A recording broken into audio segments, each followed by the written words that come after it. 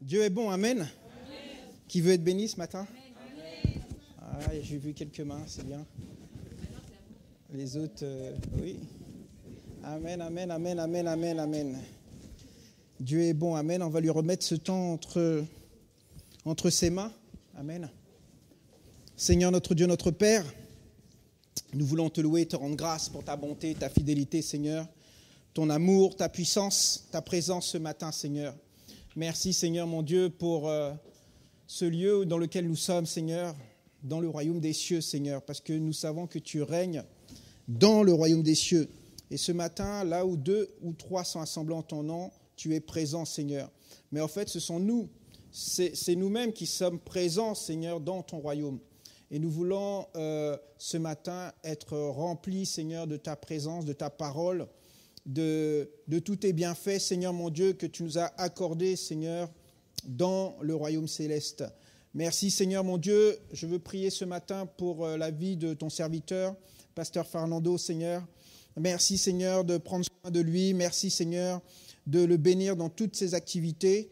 Merci aussi, Seigneur mon Dieu, de prendre soin de sa maman Lourdes, et son neveu, le frère Flavio, Seigneur. Nous te bénissons et nous te louons aussi pour son retour béni, Seigneur. Merci pour tes anges autour de lui qui le gardent et le protègent. Merci aussi pour ton serviteur, Pasteur Freddy, Seigneur, qui est en déplacement aujourd'hui, Seigneur.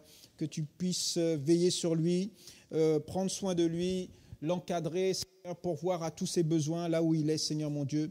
Nous te bénissons et nous te louons aussi, Seigneur mon Dieu, pour tes serviteurs et tes servantes, Seigneur mon Dieu, qui sont là ce matin, Seigneur, dans ta maison, Seigneur, pour te servir.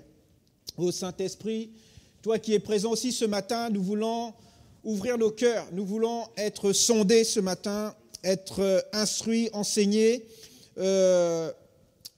fortifiés, encouragés. Nous voulons être même corrigés, Seigneur, pour être transformés, Seigneur, pour ta gloire, Seigneur.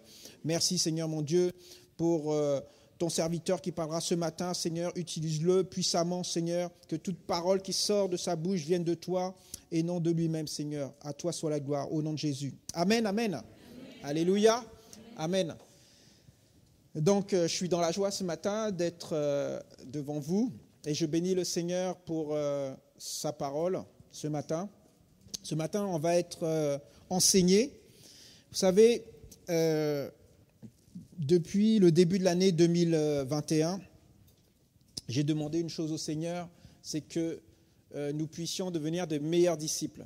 Mais en disant ça, je m'inclus aussi parce que j'ai vu que tout au long de cette année, j'ai beaucoup grandi spirituellement et je le sens ça. Et je vois encore le Seigneur, il me dit « perfectionne-toi ». Ça veut dire que pour t'épanouir, pour que je puisse m'épanouir dans ma vie chrétienne, je dois me perfectionner. Je dois devenir meilleur, meilleur, meilleur. Et c'est le thème de ce matin, perfectionnez-vous pour avoir une vie épanouie. Amen. Donc nous allons ouvrir la Bible dans le 2e livre de Corinthiens, au chapitre 13, verset 11.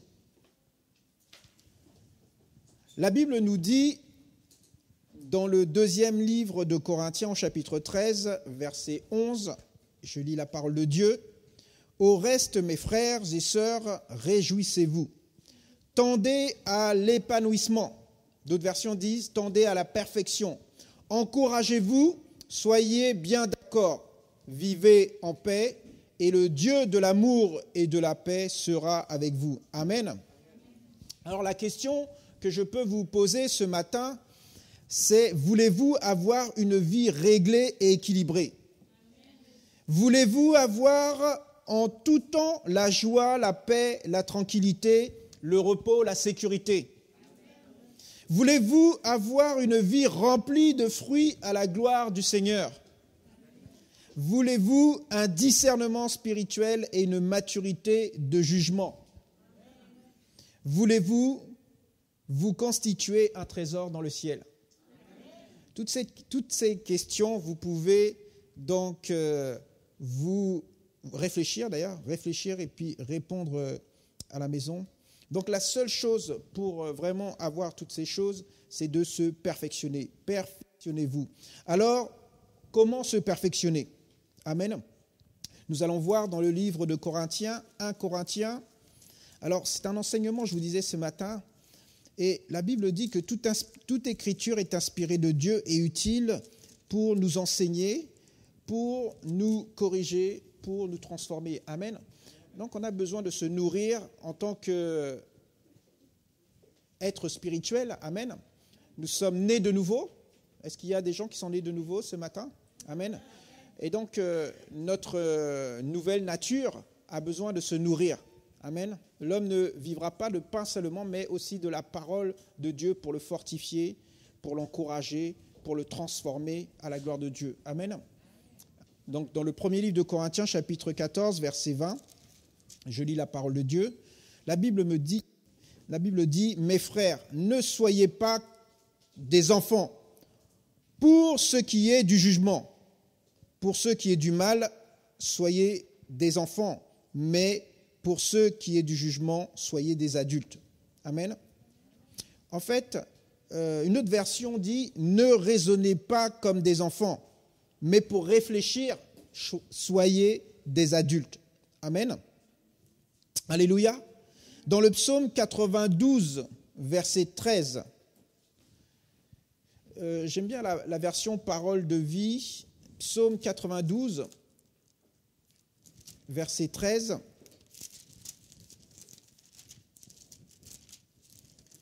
Je lis la parole de Dieu. La Bible dit dans la version Thompson, « Les justes fleurissent comme le palmier, ils croissent comme le cèdre du Liban. » En fait, la version Parole de vie dit « Celui qui obéit à Dieu grandit comme un palmier. Il se développe comme un cèdre du Liban. » Alors, est-ce que vous savez ce que c'est un cèdre? C'est un arbre, on est d'accord? Et le cèdre représente, en fait, c'est un symbole de sainteté, d'éternité et de paix. C'est un emblème de longévité. Le cèdre du Liban est un bois qui ne pourrit pas. Il résiste à l'humidité, aux champignons et aux insectes.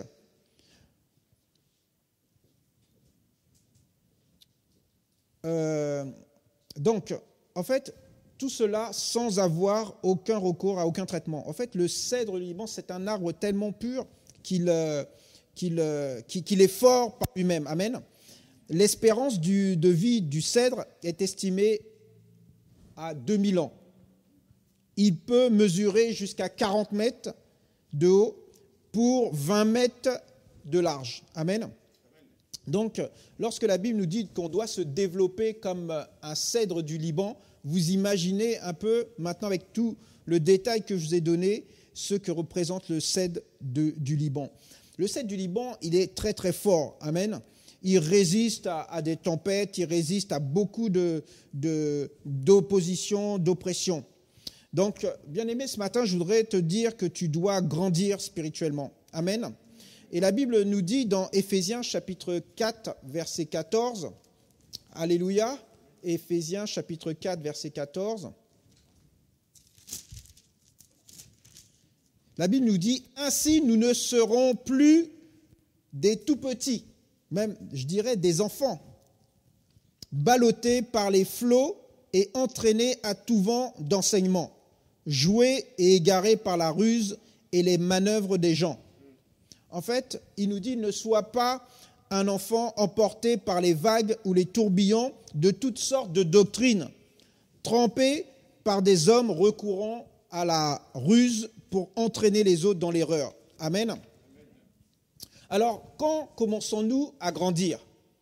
Moi, je dirais, dès que nous naissons, comme dans la vie naturelle, on naît et à partir de ce moment-là, on commence à grandir.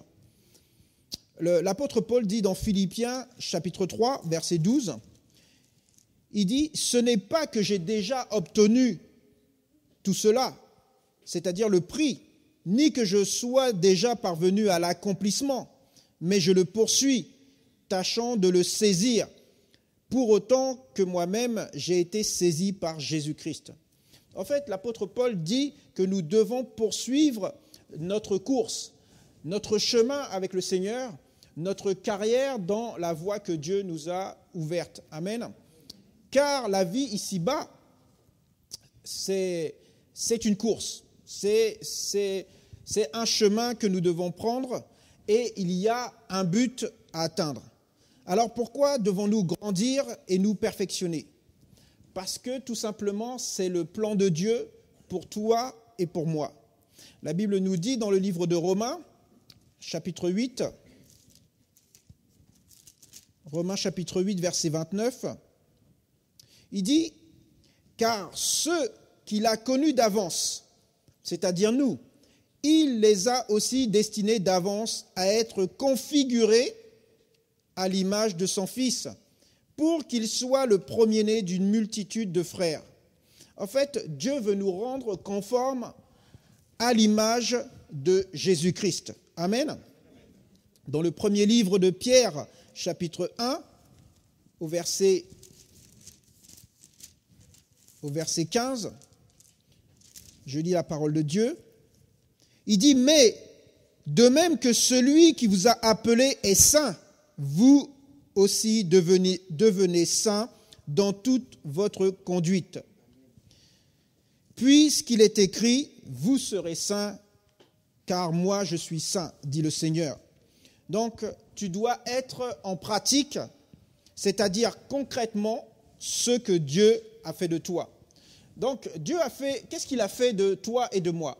Il a fait de nous des citoyens des cieux. Et nous savons que tous ceux qui sont dans le royaume de Dieu sont saints. Amen. Oui, parce que dans la maison de Dieu, il n'y a que ces créatures qu'il a créées pour lui rendre un culte, on sait, éternellement. Je l'ai déjà dit, dans le royaume des cieux, vous avez les anges, vous avez les chérubins, les séraphins, vous avez tout un peuple, si vous lisez dans l'Apocalypse, tout un peuple qui est en train de louer, adorer Dieu. Et nous sommes ces créatures créées à son image et à sa ressemblance, et nous devons aussi, comme dit la parole, qui est le premier commandement, d'adorer notre Dieu de tout notre cœur, de toute notre âme, de toute notre pensée, de tout notre être. Amen. Dieu est saint et il nous a créés comme lui-même est saint. Amen. Et nous devons être saints.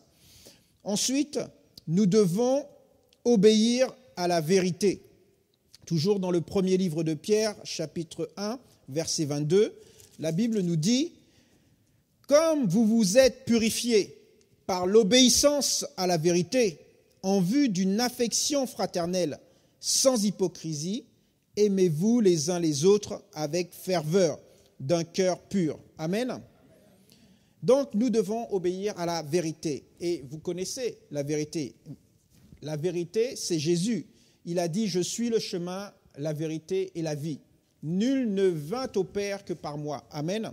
Et il dit dans le livre de Jean, chapitre 8, verset 32, « Vous connaîtrez la vérité va vous libérer. » Amen. Nous devons aussi avoir de l'amour pour Dieu. C'est vrai que la Bible nous dit « Aimez-vous les uns les autres avec ferveur, d'un cœur pur », qui est aussi un commandement de Dieu. Mais nous devons avoir aussi de l'amour pour Dieu. Dans le deuxième livre de Corinthiens, au chapitre 5, verset 14, 2 Corinthiens 5, verset 14, je lis la parole. Il dit « Car l'amour du Christ nous presse, nous qui avons discerné ceci. Un seul est mort pour tous, donc tous sont morts.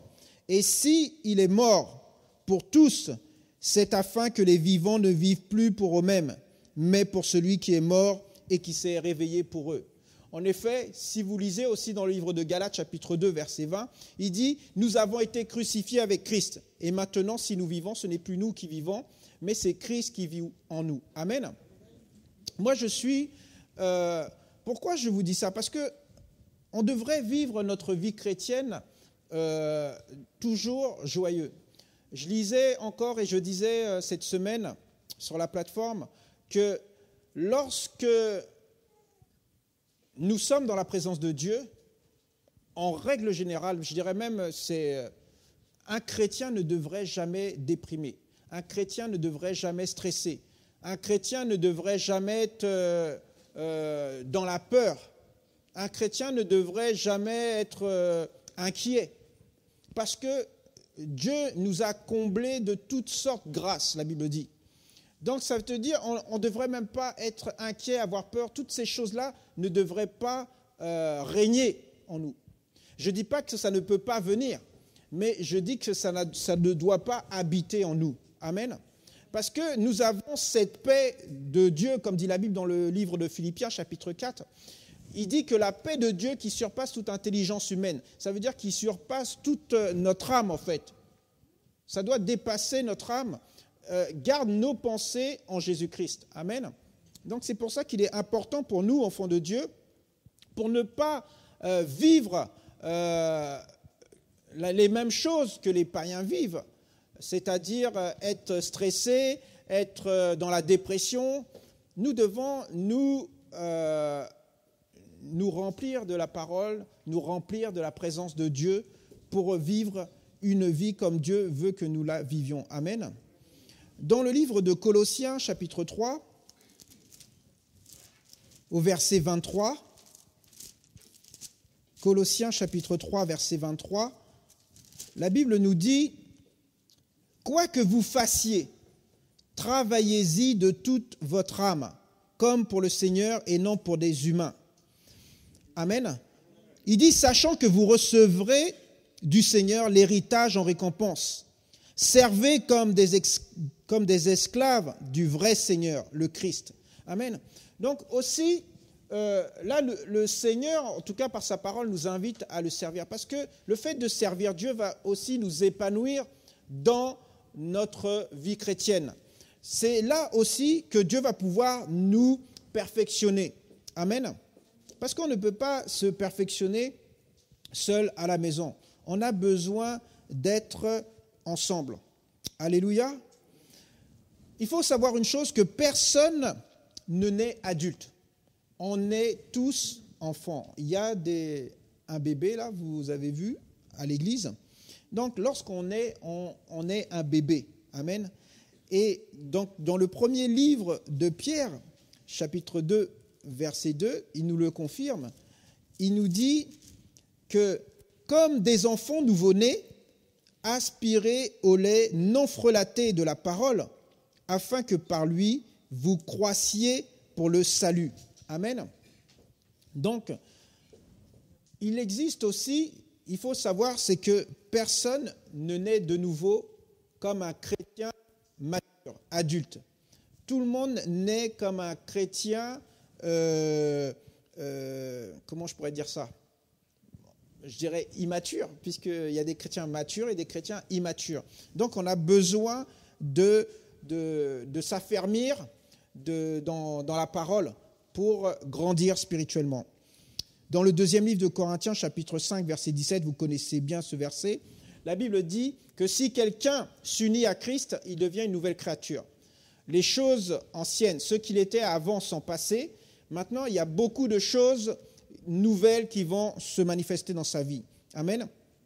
Donc, lorsqu'on est de nouveau enfant de Dieu, on est spirituellement. La Bible nous dit, on est des petits dieux. Rappelez-vous, lorsque Dieu nous a créés, lorsque Dieu a créé l'homme, il l'a créé à son image et à sa ressemblance. L'homme a désobéi à Dieu et donc il a perdu cette communion avec Dieu. Puisque la Bible nous le dit, lorsque Adam a désobéi, même Dieu lui a dit, si tu manges de ce fruit-là, tu vas mourir. Mais en fait, on a vu après qu'il n'est pas mort physiquement.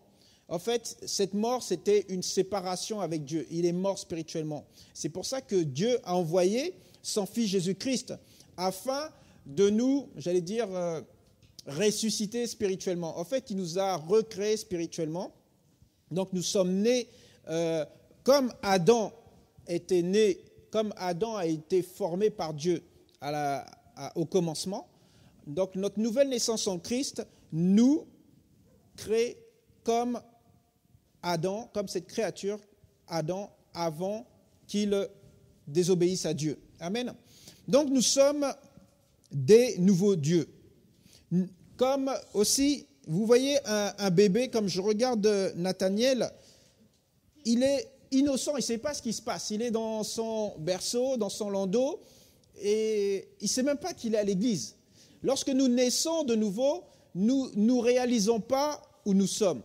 Parce que, vous savez, la Bible dit qu'il nous a rachetés du royaume de ténèbres, c'est-à-dire du monde dans lequel nous vivions, pour nous transporter dans son royaume de lumière. Sauf que lorsque nous naissons de nouveau, nous avons donné notre vie à Jésus, nous le recevons comme Seigneur et Sauveur, on ne réalise pas en fait ce qu'on est en train de faire. Et des fois, je me dis, si les gens savaient vraiment ce qu'ils sont en train de faire, ils ne le feraient peut-être pas. Quoique, je dis bien quoique. Parce que, donc, innocemment, on fait cette confession, on donne notre vie à Jésus, et là, on devient une nouvelle créature. Ça veut dire que là, on est dans la présence de Dieu, dans le royaume céleste, on devient citoyen. C'est comme si, je ne sais pas s'il y en a, si, je pense qu'il y en a beaucoup qui ont voyagé.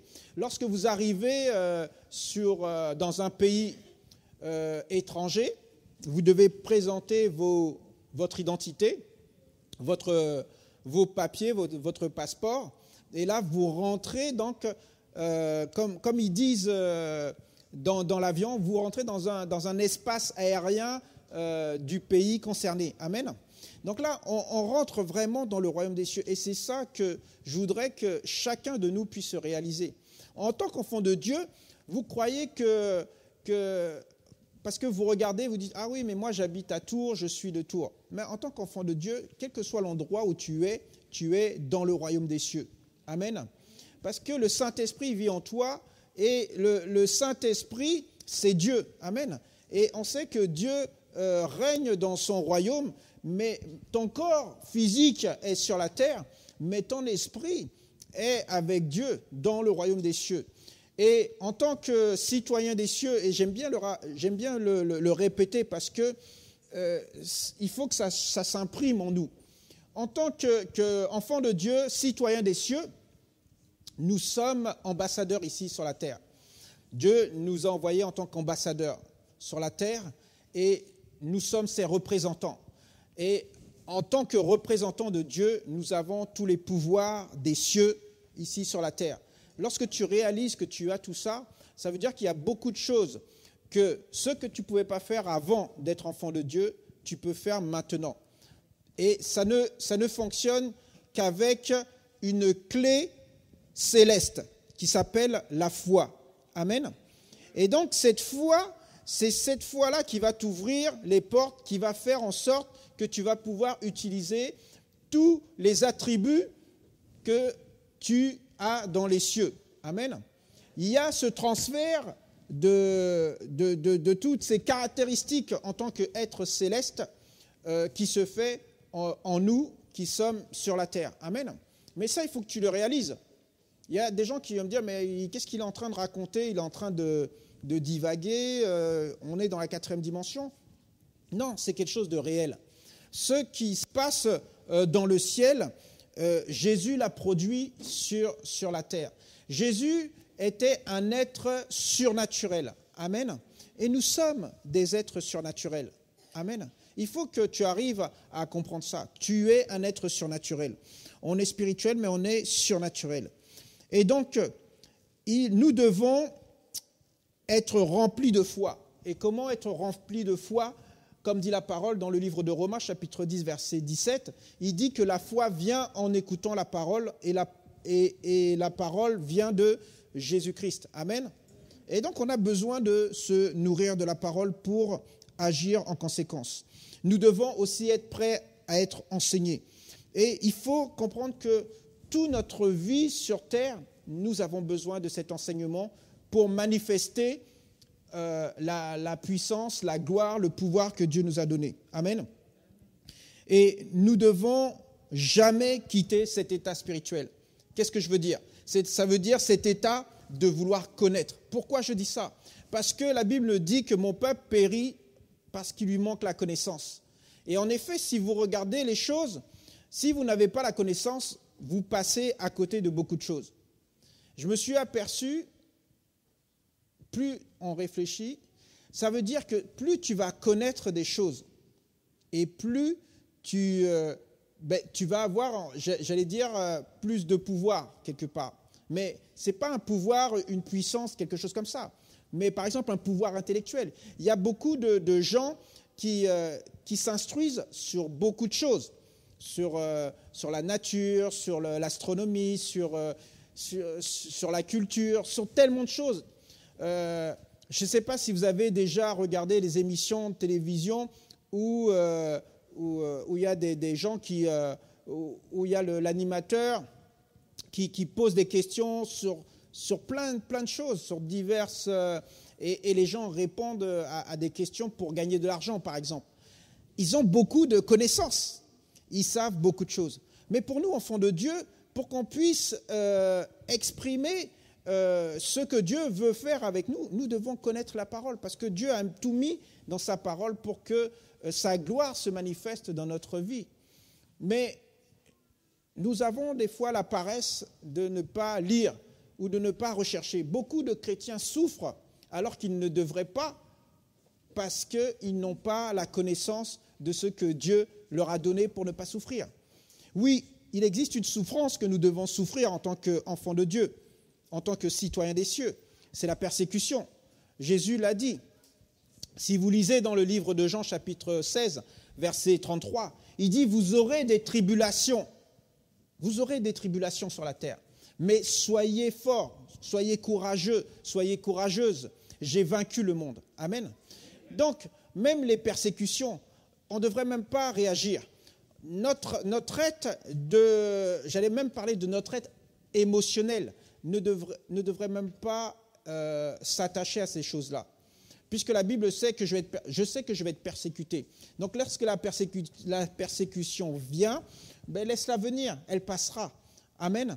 Donc, on ne doit pas rester se focaliser. Oui, je me rappelle, Jésus a dit, je serai persécuté. Donc, on doit avancer. Amen. On ne doit pas rester sur cette persécution. Amen. Alors, les caractéristiques, je suis sorti un petit peu donc, les caractéristiques du nouveau-né spirituel. Alors, premièrement, il est ignorant. C'est comme les bébés, ils avalent tout ce qu'ils trouvent pour mettre dans la bouche. Pareil, le nouveau-né spirituel a cette tendance à avaler toutes les paroles qui lui sont données. Donc, nous devons faire attention à ça. Deuxièmement, le nouveau-né est irritable. Les bébés peuvent devenir trop gâtés et deviennent irritables. Mais il y a un jour où le bébé doit être sevré. Amen. Et le sevrage devra se réaliser. Le psaume 131,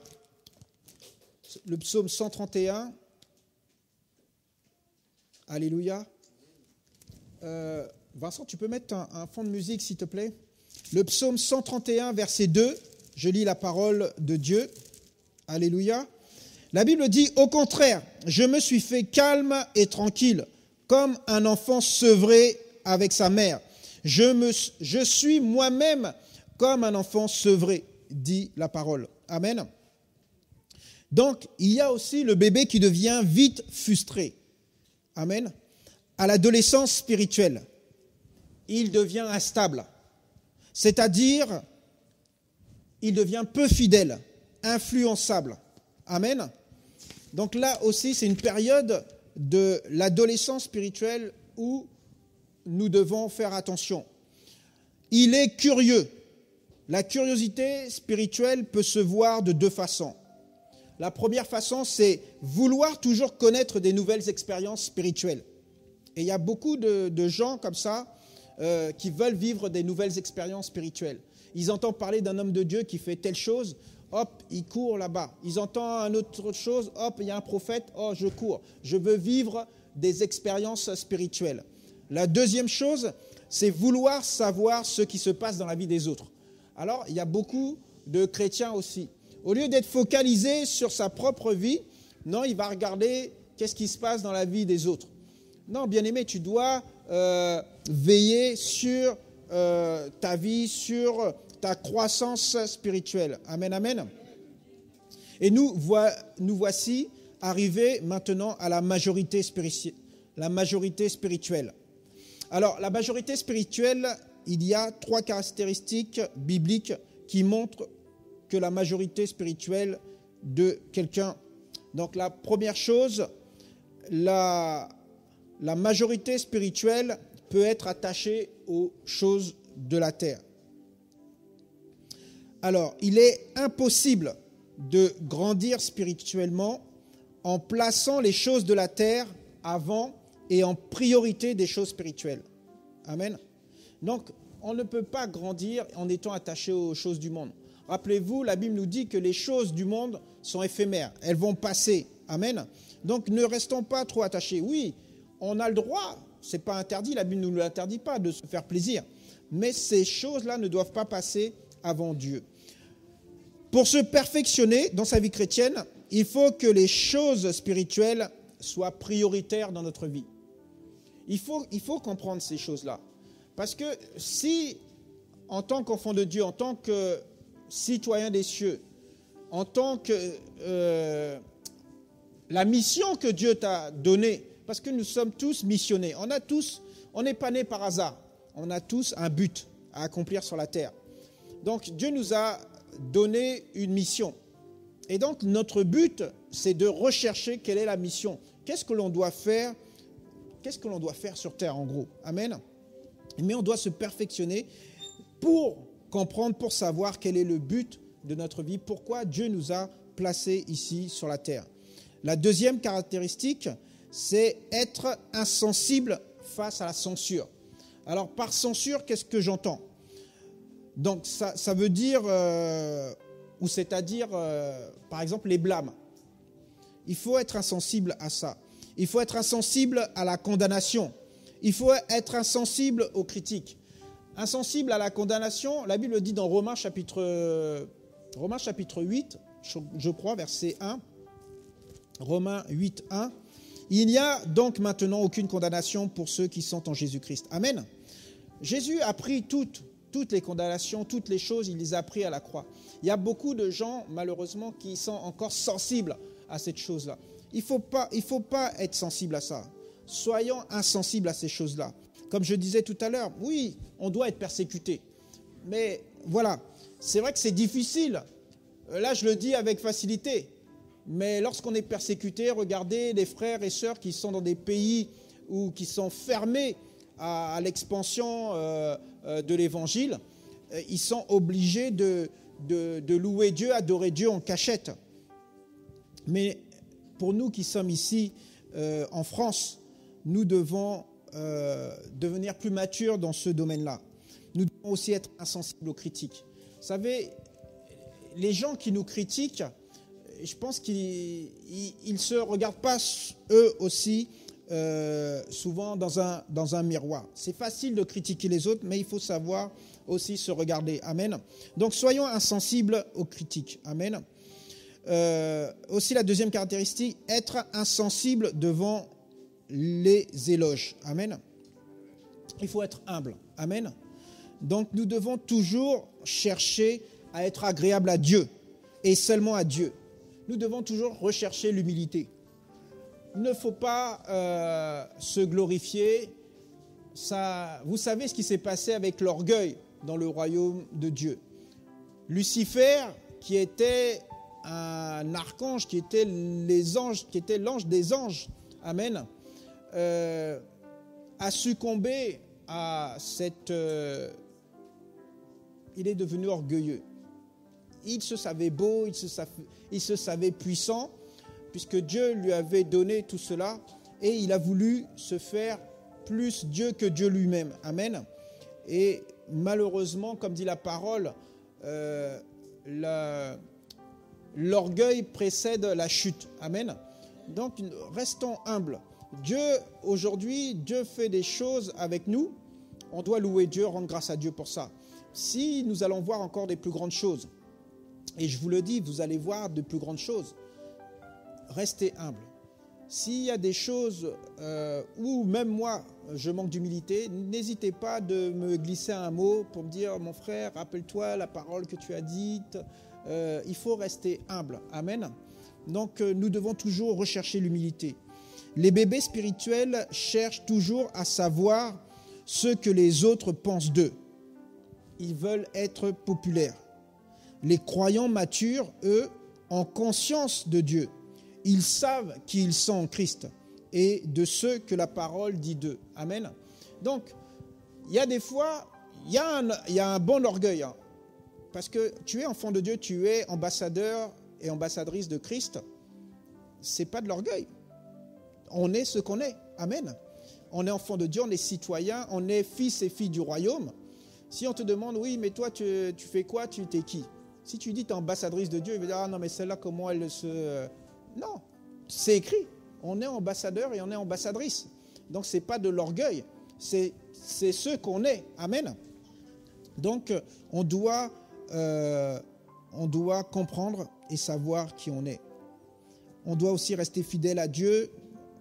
Dans le premier livre de Corinthiens, au chapitre 4, premier livre de Corinthiens, chapitre 4, verset 3, je lis la parole de Dieu.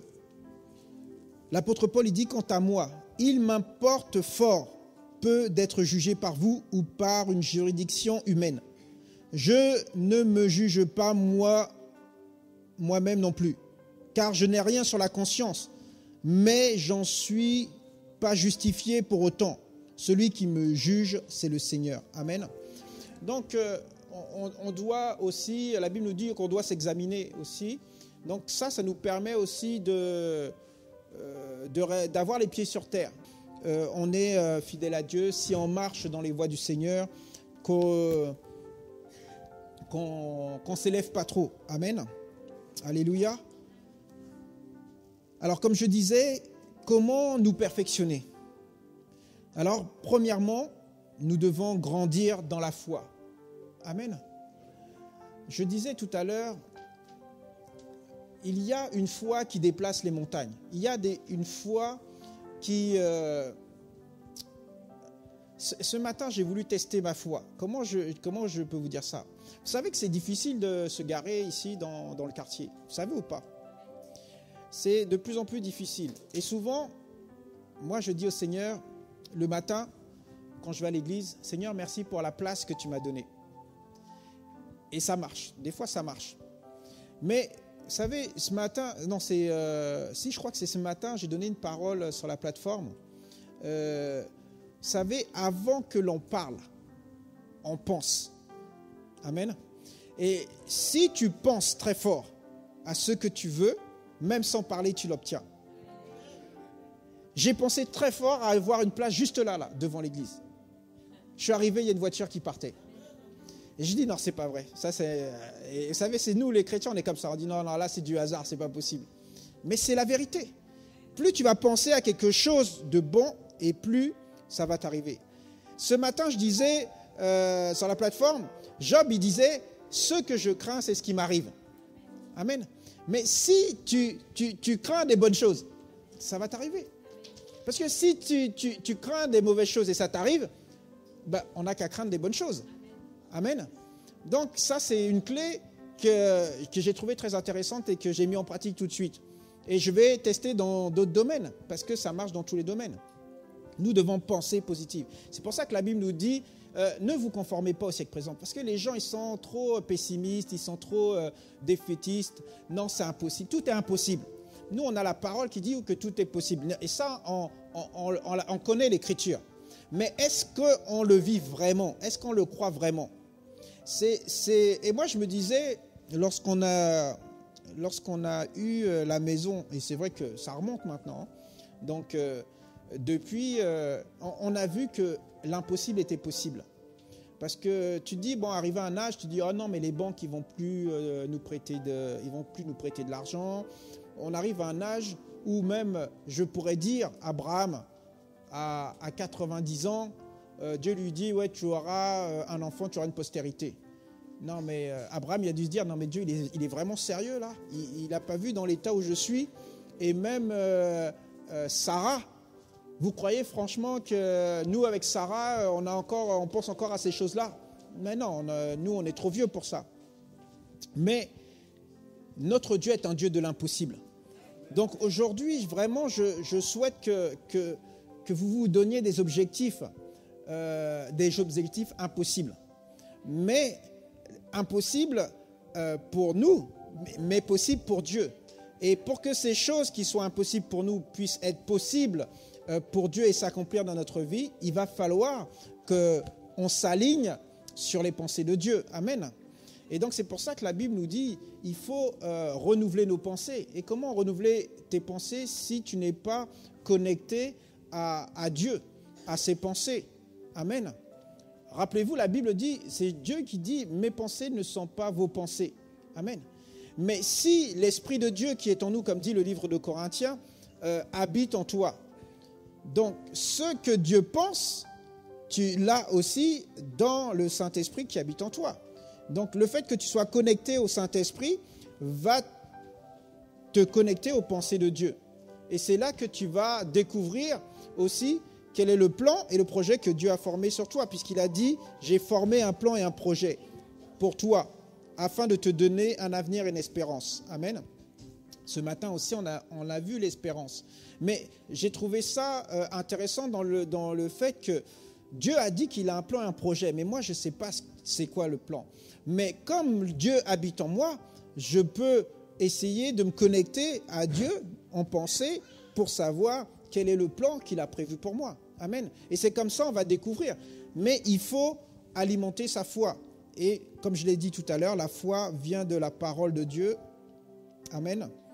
Et nous devons, voilà. Nous allons lire aussi un texte dans le 2e livre de Thessaloniciens, au chapitre 1. 2 Thessaloniciens, chapitre 1, verset 3. Écoutez ce que dit la parole. Nous devons, frères, rendre toujours grâce à Dieu à votre sujet, et ce n'est que juste, puisque votre foi est en pleine croissance, et que l'amour que vous avez les uns pour les autres foisonne. Amen. Donc, l'apôtre Paul est en train de dire aux Thessaloniciens que votre foi est en train de grandir, et nous nous réjouissons, nous rendons grâce à Dieu pour cela.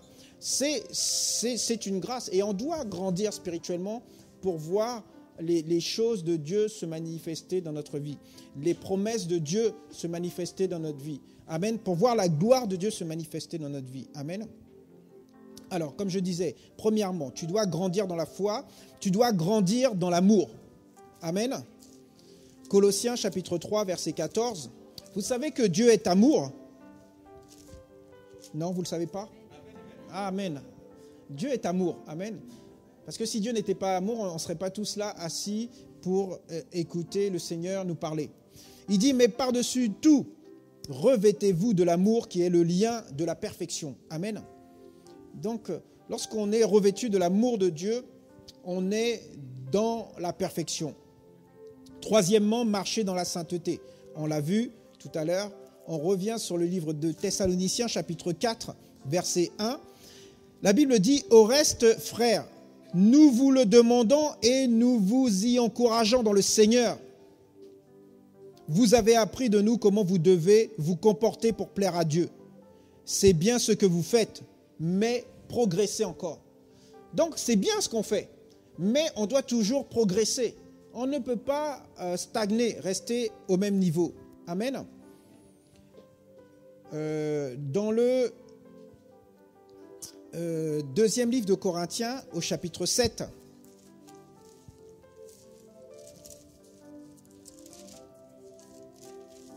Deuxième livre de Corinthiens, chapitre 7, verset 1. La Bible dit, puisque nous avons de telles promesses, bien-aimés, purifions-nous de toute souillure de la chair et de l'esprit, en portant la sainteté à son achèvement dans la crainte de Dieu. Amen. Nous devons vraiment marcher dans la sainteté. Vous savez, la Bible nous dit que, il dit sans, comment il dit encore la parole? Il dit sans la sainteté, je dis comme ça vite fait, sans la sainteté, personne ne peut voir Dieu. Amen. Donc nous devons marcher et vivre dans la sainteté. Quatrièmement, nous devons grandir dans la grâce et la connaissance de notre Seigneur Jésus-Christ. Amen. Le deuxième livre de Pierre, chapitre 3. Deuxième livre de Pierre, chapitre 3, verset 18. La Bible nous dit « Croissez plutôt dans la grâce et la connaissance de Jésus-Christ, notre Seigneur et Sauveur. À lui, la gloire maintenant et jusqu'au jour de l'éternité. » Amen. Donc on doit toujours progresser, toujours grandir, toujours se perfectionner dans la connaissance et la grâce de notre Seigneur Jésus-Christ. Alors nous devons aussi lire et étudier la parole de Dieu. Comme je l'ai cité tout à l'heure dans le deuxième livre de Timothée, chapitre 3, verset 16, que toute écriture est inspirée de Dieu et utile pour nous enseigner. Amen. Donc nous devons lire la parole, l'étudier. Rappelez-vous ce que dit la parole dans le livre de Josué, chapitre 1, verset 8. Il dit que ce livre de la loi ne s'éloigne point de toi, ne s'éloigne point de ta bouche. Amen. Médite-le jour et nuit. Lorsque le Seigneur nous dit ça, c'est parce qu'il y a des avantages. Il faut que nous, enfants de Dieu, nous comprenions. Tout ce que nous sommes en train de dire là, c'est que bénéfique pour nous. Donc celui qui n'est pas béni quelque part, c'est à cause de lui-même, ce n'est pas à cause de Dieu. Parce que Dieu nous a déjà bénis de toute bénédiction spirituelle. Maintenant, c'est à nous d'aller chercher ces bénédictions-là pour qu'elles puissent se manifester dans notre vie. Amen. Nous devons aussi prier. Vous savez, prier, c'est communiquer. Prier, c'est comme parler, comme je vous parle. Donc, c'est parler à quelqu'un. Donc, nous devons prier. Un chrétien qui n'a pas de vie de prière, ça veut dire ne communique pas avec son Dieu, avec son Seigneur et Sauveur. Moi, je suis marié à Nathalie. Si je ne communique pas à elle, elle va se dire, mais ça sert à quoi le mariage? Ça ne sert à rien. Donc, on communique, on parle. Amen. Donc, nous devons prier. Jude, chapitre 1, verset 20. Jude, chapitre 1, verset 20. La Bible dit, « Mais vous, bien-aimés, construisez-vous sur votre très sainte foi, priez par l'Esprit. » Je l'ai dit la dernière fois lorsqu'on fait des prières en langue. La Bible dit dans le premier livre de Corinthiens, il dit, c'est le chapitre 14, il dit lorsqu'on prie en langue, personne ne comprend. Mais en fait, notre esprit, il est édifié. Et la Bible nous dit que nous communiquons avec Dieu. En fait, nous sommes en train de donner à Dieu d'excellentes actions de grâce lorsqu'on prie en langue. Et donc là, le livre de Jude nous dit de se construire sur une très sainte foi et de prier par l'Esprit Saint. Amen. Donc nous devons aussi contempler le Seigneur.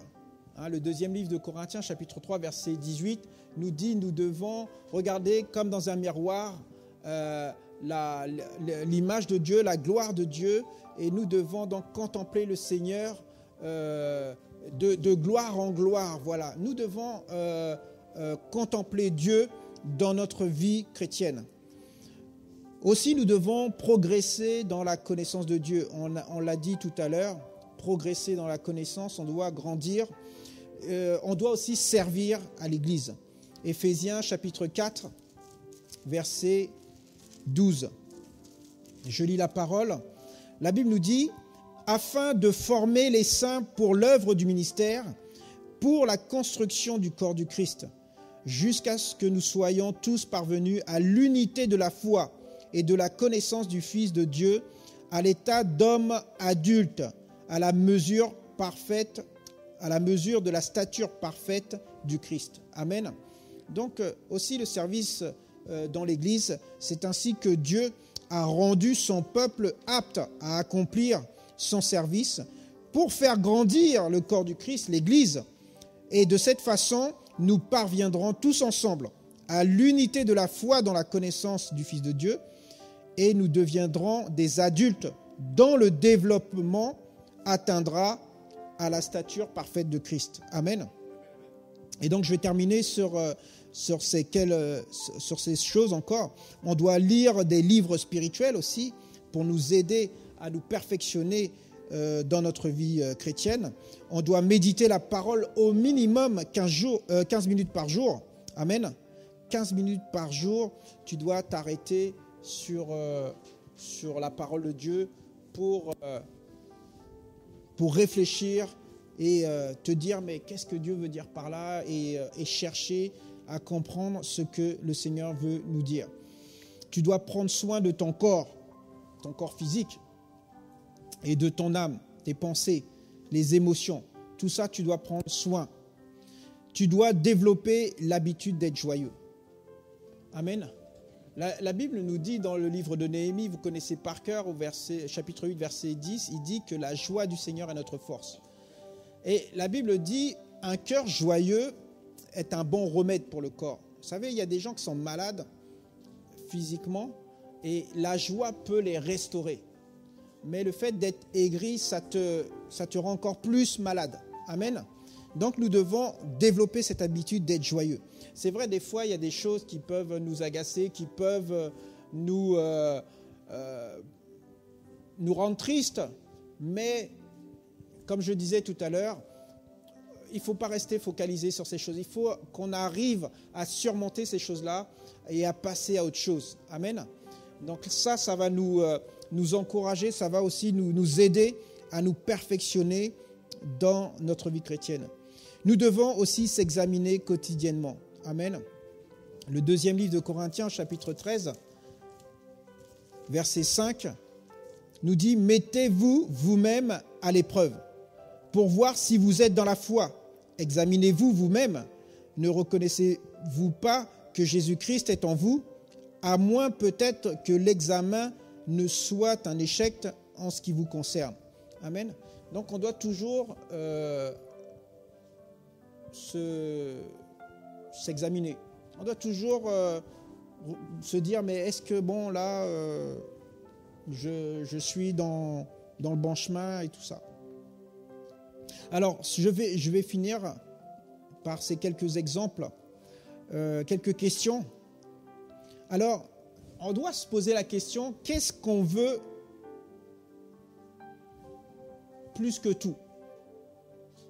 Par exemple, tu te poses la question, qu'est-ce que tu veux plus que tout dans ta vie actuelle? Qu'est-ce que tu veux plus que tout? Quelle est la pensée qui occupe le plus ta tête, ton cerveau? Quelle est la pensée qui occupe le plus ta tête? Comment utilises-tu ton argent? Ça aussi, c'est une question que tu dois te poser. Qu'est-ce que je fais de l'argent que j'ai? Comment utilises-tu ton temps libre? Qu'est-ce que je fais de mon temps libre? Et une autre question aussi, qui sont tes fréquentations? J'avais donné un enseignement sur la plateforme sur les fréquentations qu'on a. Souvent, des fois, on a des gens autour de nous, Dieu les place pour nous perfectionner. Vous savez, la Bible dit le faire aiguise le faire. Amen. Des fois, on a besoin de personnes pour qu'on puisse être j'allais dire déformé, mais en fait déformé pour bien se former. Amen. Parce que des fois, on a des attitudes, des comportements qu'on doit corriger et Dieu nous met des personnes à nos côtés pour nous changer. Et aussi, Dieu nous met aussi des personnes à nos côtés pour nous booster. Parce qu'il y a des personnes qui vont dire « Ah oui, non mais toi, avec ton Dieu, toi tu es toujours Amen, Alléluia, tout ça. » Il y a des gens qui sont à nos côtés pour qu'on puisse se développer, se perfectionner et pour leur montrer que la Bible a raison, que Dieu est bon, que Dieu a raison et que c'est eux qui sont dans l'erreur. Donc on a besoin de ces gens-là aussi pour nous développer dans tous les domaines, dans tout ce qu'on fait. Parce qu'il y a des gens sûrement qui vont dire « Ah oui, non mais de toute façon, toi tu n'y arriveras pas ». Ça, ce sont des gens pour te dire que ben, si, tu vas y arriver. Ils sont là. En fait, des fois, le malin utilise des personnes pour te dire que tu n'y arriveras pas parce que, comme il sait que tu vas y arriver, il veut te décourager d'avance. Amen. Donc, des fois, c'est bien d'avoir des personnes comme ça. Et des fois, tu dis, ah non, mais cette personne-là, elle est tout le temps négative, elle est tout le temps en train de me rabaisser. Mais en fait, Dieu place ces personnes-là parce que le diable, il sait que Tu vas être élevé. Donc, il amène ces gens-là pour que tu ne puisses pas grandir trop vite, pour que tu ne puisses pas t'élever trop vite. Donc, il faut bénir ces personnes-là. Amen. Les gens, ils ne savent pas des fois pourquoi ils sont en train de... On parle de persécution, mais la persécution précède les bénédictions. Amen. Des fois, on passe par des épreuves, par des difficultés, mais c'est parce qu'il y a une bénédiction qui nous attend. Et si on discerne bien, on examine bien la situation, l'épreuve qu'on traverse, vous êtes devenus plus forts. Mais ceux qui s'abattent sur eux-mêmes, ceux qui s'accordent avec les gens qui disent « Ah, mais tu sais, toi, t'es nul, t'arriveras pas. » Et toi, tu dis « Ah, ben oui, c'est vrai, je suis trop nul, c'est trop dur pour moi. J'ai pas assez de capacité, j'ai pas assez de connaissances, j'ai pas assez de diplômes, j'ai pas assez. » Ça va pas t'aider, tu vois. Donc, aujourd'hui, il faut que tu comprennes que ces gens-là sont des fois utilisés par le malin pour que tu ne puisses pas atteindre le but que Dieu a mis dans ta vie. Donc, quand il te dit ça, il faut que tu doubles d'efforts pour te dire, s'il m'a dit ça, c'est parce que le diable, il sait que je vais réussir. Donc, je vais réussir. Amen. Donc, tu ne te décourages pas et tu fonces, tu avances. Amen. Donc, voilà ce que je voulais partager avec vous ce matin. Et ça m'a encouragé lorsque j'ai préparé ça. Je dis, Seigneur, non, moi, je veux être de plus en plus performant. Ça veut dire que, bien aimé, il n'y a pas une année qui doit ressembler à une autre. Amen.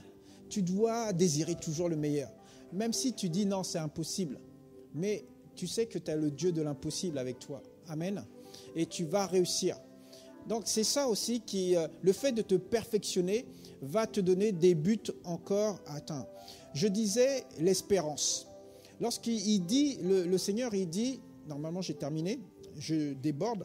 Lorsqu'il dit, je vous ai donné un avenir et l'espérance. Donc, une espérance, c'est un rêve. Amen. En fait, si tu rêves de quelque chose, tu vas vouloir atteindre ce rêve-là. Mais pour atteindre ce rêve-là, il faut te perfectionner. Parce que quelqu'un qui n'a pas de rêve, ben, c'est quelqu'un qui est mort, on va dire. Parce que là tu n'as pas de rêve, donc tu peux mourir. Il n'y a que la mort qui peut... voilà, après c'est fini. Parce que tu ne vas pas rester ici sans rêve. Tu ne vas pas rester ici sans but. Donc tu ne sers à rien en fait. Il vaut mieux partir. Mais lorsque nous avons une espérance, ça veut dire un rêve. On a un but à atteindre. Et on sait qu'aujourd'hui, moi j'ai un rêve que je sais que là, tout de suite, là, je ne peux pas l'atteindre. Mais je vais doubler d'efforts pour y arriver. Amen. Et il y a tellement de choses qu'on peut faire. Tu dis peut-être aujourd'hui tu ne peux pas le faire, mais tu dois trouver les moyens pour le faire. Mais il existe toujours des moyens pour le faire, pour y arriver. Et Dieu veut réussir dans ta vie, mais il faut que tu fasses des choses. Parce que Dieu a déjà prévu, par exemple, je ne veux pas dire des choses, mais parce qu'après on va dire oui, il a prophétisé. Non, Dieu veut te donner un avenir, une espérance. Et tu as un rêve dans ton cœur. Je ne sais pas lequel, mais tu peux l'atteindre. Amen. Tu peux l'atteindre, mais ce n'est pas Dieu qui va le faire pour toi. Dieu va t'aider, mais il faut que tu fasses pour que Dieu t'aide. Amen. Ça veut dire qu'il faut que tu ouvres les portes, il faut que tu frappes, il faut que tu comment on dit ça? Il y en a qui disent il faut porter manœuvre. Ça, c'est un langage, mais ça veut dire que tu dois t'activer. Amen. Tu ne dois pas rester passif, tu dois t'activer. Dieu veut bénir quelqu'un ce matin. Et vraiment, je prie que cette année 2021 soit, elle est bientôt finie d'ailleurs, que tu puisses réaliser qu'en 2022, il faut que tu te mettes un objectif. Toujours se mettre des objectifs pour atteindre. Moi, j'ai vu que cette année 2021 m'a apporté beaucoup, comme je disais au début. Et je crois que 2022, je vais être dans l'extase. Amen. Je vais vraiment voir des choses. Je dis non, Seigneur, c'est exactement ce que j'ai pensé l'année dernière. Amen. Parce que la pensée, c'est ce qui va se faire. Ce que je crains, c'est ce qui va m'arriver. Et comme je crains de vivre l'extase, je vais forcément vivre l'extase. Amen. Donc que Dieu vous bénisse. On va rendre grâce à Dieu, prier le Seigneur. Amen. Alléluia.